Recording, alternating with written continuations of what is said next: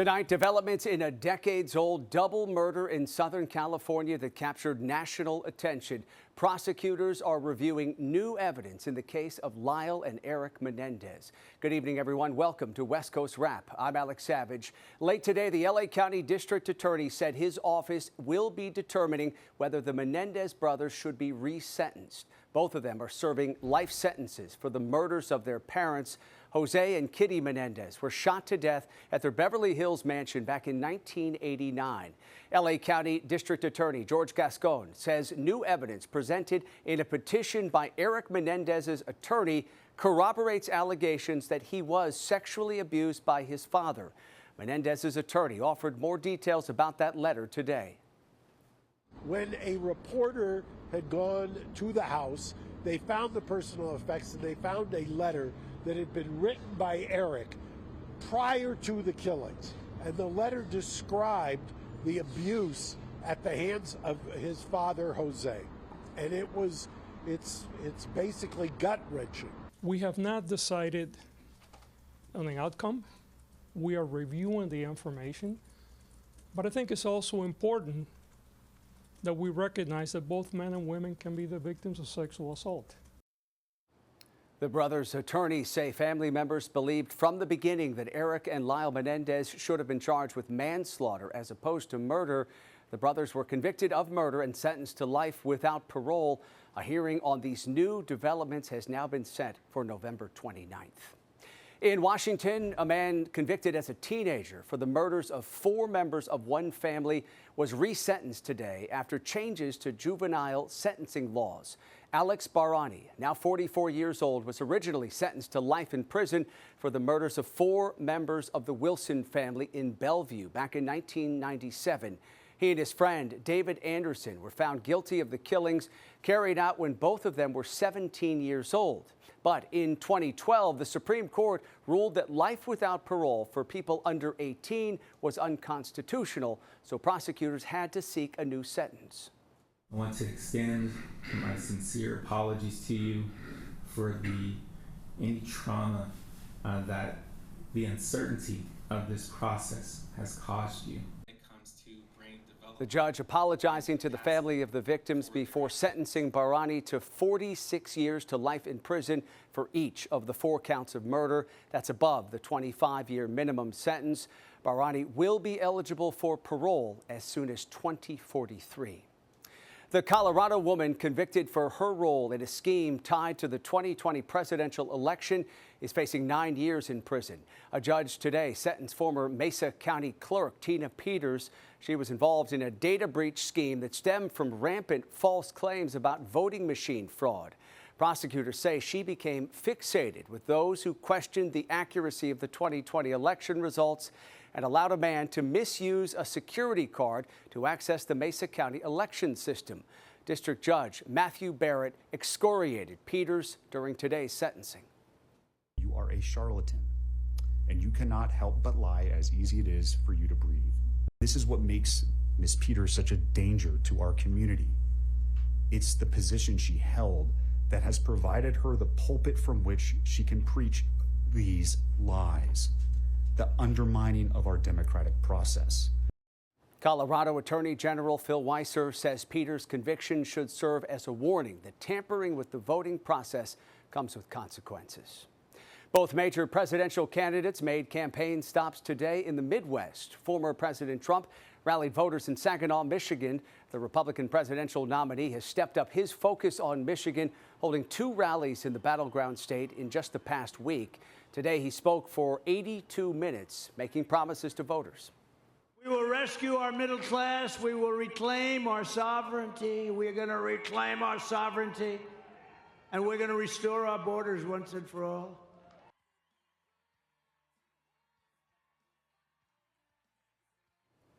One of the former president's biggest Republican critics joined Vice President Kamala Harris in Wisconsin to rally voters. I know that she will be a president for all Americans. As a conservative, as a patriot, as a mother, as someone who reveres our Constitution, I am honored to join her in this urgent cause. Former Congresswoman Liz Cheney says that she's never voted Democrat before, but will proudly vote for the vice president this November. She was the top GOP lawmaker on the House committee that investigated the January 6th insurrection. What January 6th shows us is that there is not an ounce of compassion in Donald Trump. He is petty, he is vindictive, and he is cruel. And Donald Trump is not fit to lead this good and great nation. Today's rally was the first stop on a two-day campaign swing for Vice President Harris, which also includes a stop in Flint, Michigan tomorrow. 3 former Memphis police officers have been convicted in the deadly beating of Tyre Nichols, who is originally from California. The jury deliberated for about 6 hours before coming back with a mixed verdict. They were convicted of witness tampering, while 2 were acquitted of federal civil rights violations in the case. Tyre Nichols, who was born in Sacramento, California, died in January of 2023, 3 days after a traffic stop by Memphis police. The witness tampering charges carry possible sentences of up to 20 years in prison. Let's turn now to the heat and the weather across the West, and the heat just will not quit across this part of the country. Here is a live look tonight at Las Vegas, where an excessive heat warning is in effect through this Sunday night. Doctors all across the West have been warning people throughout this week to look out for the signs of heat exhaustion before they become overwhelmed by these scorching temperatures. Some of those signs include dizziness and nausea. And veterinarians say you need to look out for your pets as well. Tonight, Fox 10's Desiree Fluellen shows us how Phoenix police officers jumped into action to help a pair of dogs chained up outside. A day last week, the Valley experiencing record-breaking heat when Phoenix officers Castaneda and Bush received an emergency Priority 1 call. And it comes out as an injured animal. Luckily, they were in the neighborhood near 14th Street and Willetta. Responding to this home, they could see 2 dogs in distress. The residents had a waist-high chain link fence so you could see the whole property. So when we go to the side of the house, one of the dogs is barking and howling at the moon, just in complete distress. And then a second had collapsed. It was a little bit further back. The darker one is Chongo, the other, Sonia. All right, buddy, I know you're hurting. I'm gonna help you. In the body camera video, you can hear the dog struggle to breathe. No doghouse, no food, no water. No shade.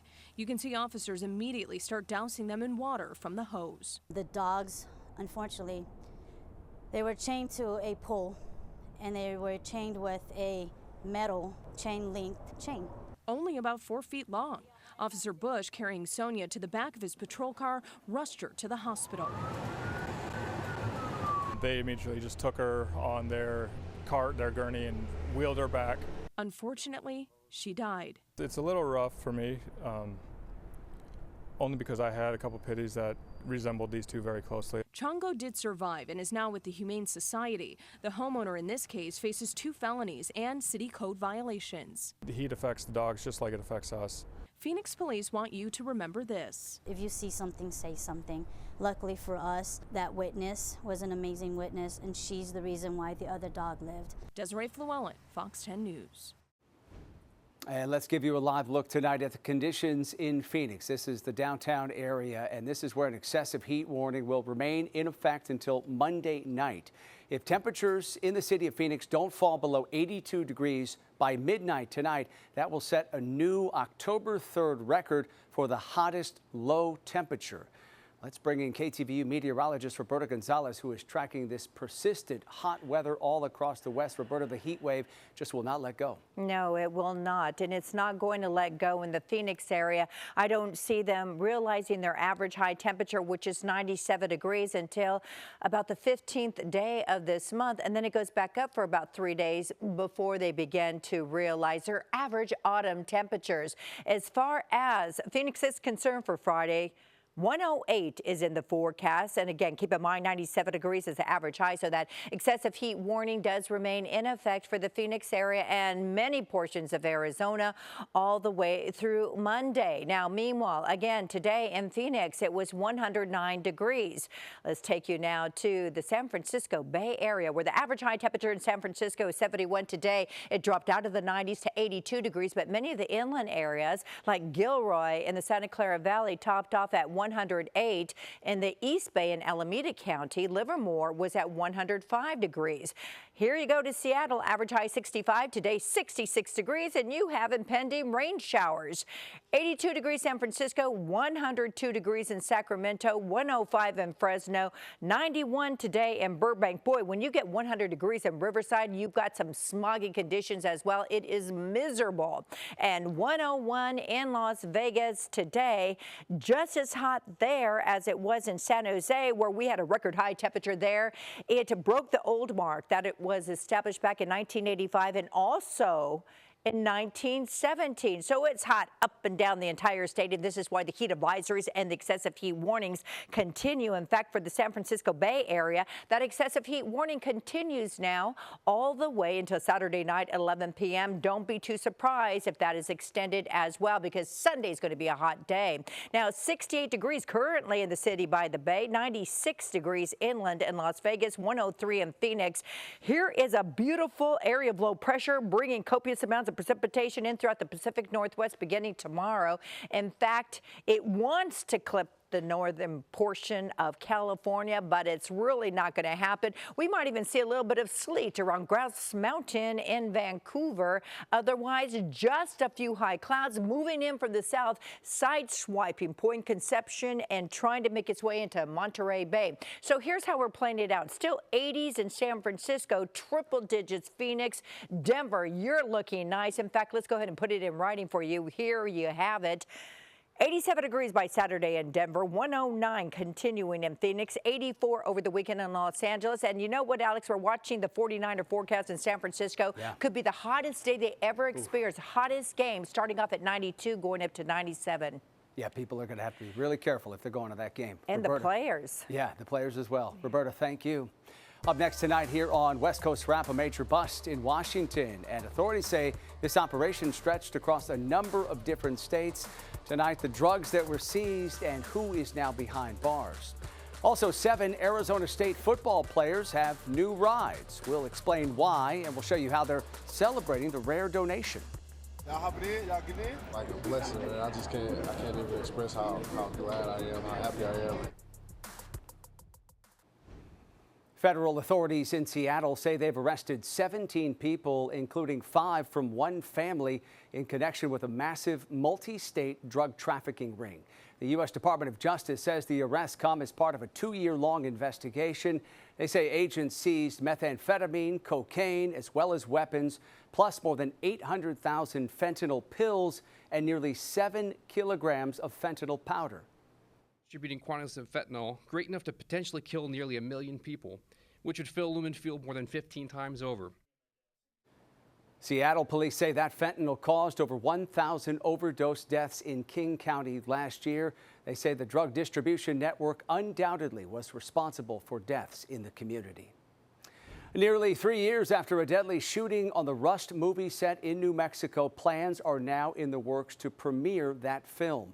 Alec Baldwin's film Rust is set to have its world premiere more than 3 years after the accidental on-set shooting that took the life of cinematographer Helene Hutchins.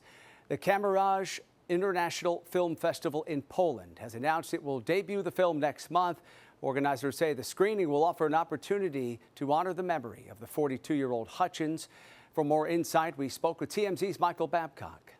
This is in many ways going to be a tribute to Helene Hutchins, and not necessarily just to her impact on the movie, but to what was a really nice career that she had built for herself, and she was very well respected in the industry. In July, a judge dismissed the involuntary manslaughter case against Alec Baldwin, siding with the defense that the prosecution had withheld evidence.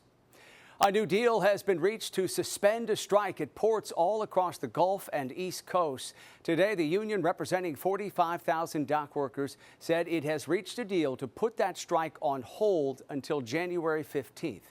Dock workers are returning to work immediately as negotiations over a new 6-year contract continue. The union went on strike on Tuesday after its last contract expired in a dispute over wage increases and automation. This strike had many ships detouring to ports here in the West, and that was creating shipping route congestion. The new deal is expected to ease that pressure and the risk of supply chain shortages as we head into the holiday season.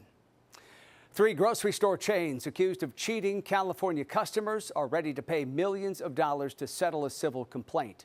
According to that complaint, Safeway, Vons, and Albertsons unlawfully charged customers more than the store's lowest advertised prices.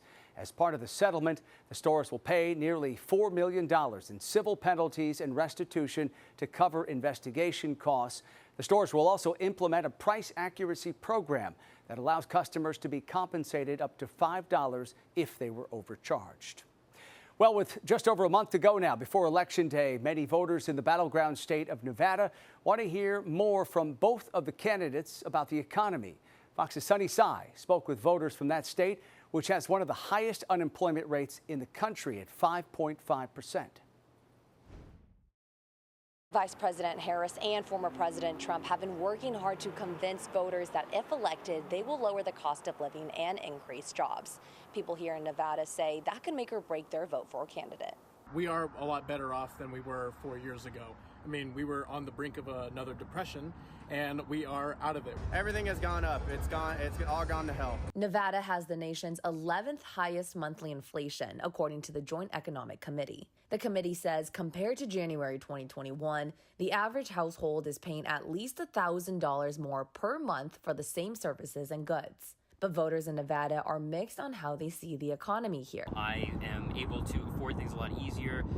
Rent prices are getting more affordable. Everything is interestingly getting more expensive, and there's less of it, which is even funnier. You know, you would think that with less of everything, it'd be a little bit less expensive, but everything is just going up. Rent, groceries, gas.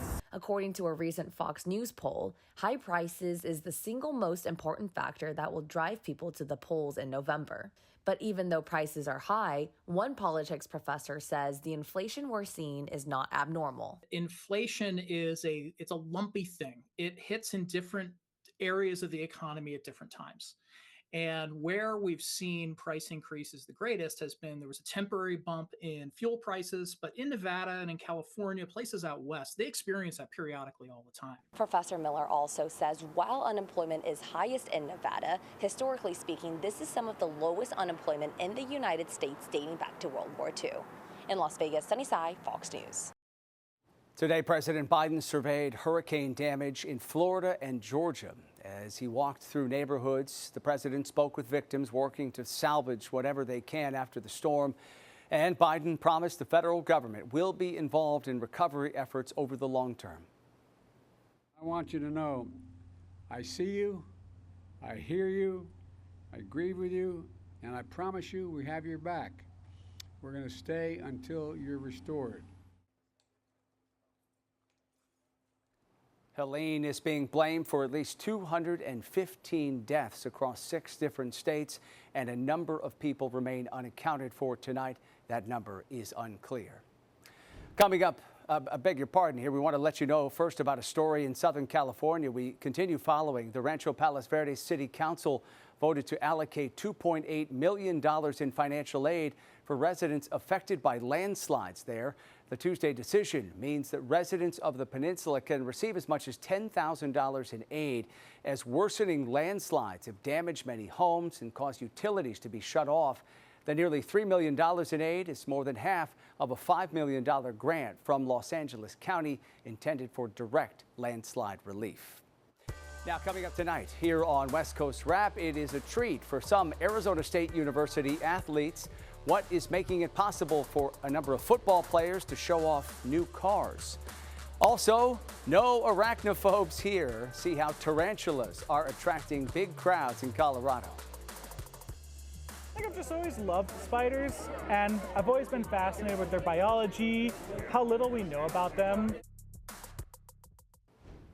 Legendary heavy metal band Motley Crue is going to headline a new Las Vegas residency. The band announced that today, and they say they will take the stage for a limited run of 11 shows at Dolby Live at Park MGM coming up in the spring.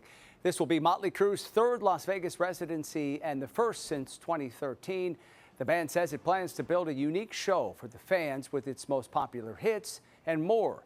A portion of the proceeds from all ticket sales will be donated to help at-risk homeless youth. We want to do a lot of stuff to help at-risk youth in the Las Vegas area, and that's part of the Motley Crue initiative, Give Back initiative. So we've got Covenant House in California. We've got the Vegas residency as an opportunity to help these kids in Las Vegas. And then when we get back into arenas or stadiums, we can use that initiative to maybe go to something global. The legendary Rockers are also dropping their EP Canceled, coming up this Friday, their first new music release since 2019. Some Arizona State University athletes are showing off new rides, all thanks to a special partnership with a local dealership. Fox 10's Lauren Clark shows us their reaction when those new cars pulled up on campus. It might be over 100 degrees outside in the beginning of October, but for these ASU football players, it's Christmas morning. Y'all hopping in? Y'all getting in? As these new Ford Mustang Mach-E electric vehicles now belong to 7 lucky student athletes. Like a blessing, man. I can't even express how glad I am, how happy I am. Running back Kyson Brown is one of the players chosen in the Santan Ford partnership. It was based on need, and it was also based on citizenship.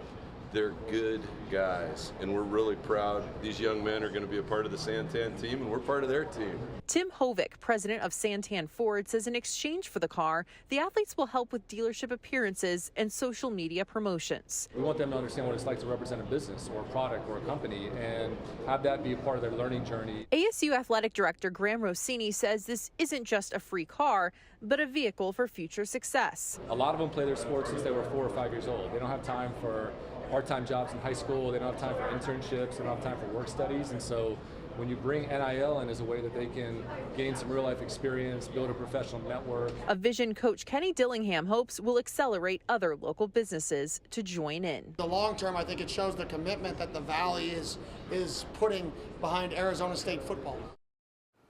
And that was Fox 10's Lauren Clark reporting tonight. Santan Ford donated a total of 10 cars. 7 of them went to athletes. 3 others can be used at the team's discretion. Finally tonight, a celebration in Colorado marking the tarantula mating season. The town of La Junta put on its Tarantula Festival as hundreds of visitors flocked to the Colorado Plains to witness the arachnids emerging from their burrows in search of a mate. One spider lover who runs a tarantula breeding business says he traveled from California just for this event. We heard about the La Junta tarantula migration, and we just had to see it. Yeah, we heard a bunch of tarantulas were going to be out. We saw a bunch of tarantulas last night. Yeah, it was great. There was a tour, then today there was a parade that we just enjoyed. This mating ritual happens every autumn, and we should let you know if you're planning to make a visit to that area. The best time to see the arachnids is during cooler weather at dawn and dusk. That does it for West Coast Wrap tonight. We appreciate you watching. As always, have a great rest of your night.